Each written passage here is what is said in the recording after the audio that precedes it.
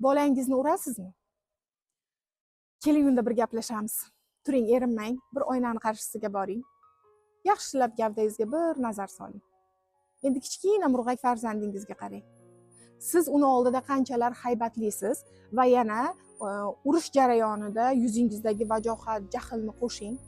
Endi o'sha kichik jussa bilan katta vajohatli uni ustiga bostirib kelayotgan jussani tasavvur qiling va o'sha jarayonda bolaning qalbidan kechayotgan qo'rquv, vahimani ham tasavvur qiling. Agar sizning ustingizga o'zingizdan bir necha barobar katta haybatli inson jahl bilan, vajohat bilan bostirib kelsa, o'zingizni qanday his qilgan bo'lardingiz? To'g'ri, kaltak yegan bolalar aytganini qilishi mumkin, lekin qo'rquvdan va biroz muddatga. Siz bo'lmasangiz o'sha ishni albatta qiladi. Yoki aksincha, umuman sizni aytganingizni qilmaydi, sizga ters bo'ladi, teskari bo'ladi. Endi men hozir sizga kichkina jussasi bilan deyapman, chunki katta bo'lgan sari, bo'yingizga yetgan sari ularni urish aqlga sig'maydigan narsa. Men ham bolalarim umuman urmaganman deya olmayman, bo'lgan. Lekin shu xatoyimni anglagan kunim farzandlarimdan juda qattiq yig'lab kechirim so'raganman. Va bolalarim eslasha olmaydi ham hozir uni, chunki kelishib olganmiz.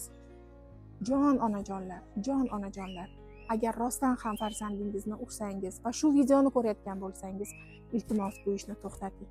Chunki bu dunyodagi bizning asabimizni buzgan, bizning vajohatimizni keltirgan hech bir sabab farzandimizni urishga, uni qiynashga, jismini, ruhini zararlashga arzimaydi.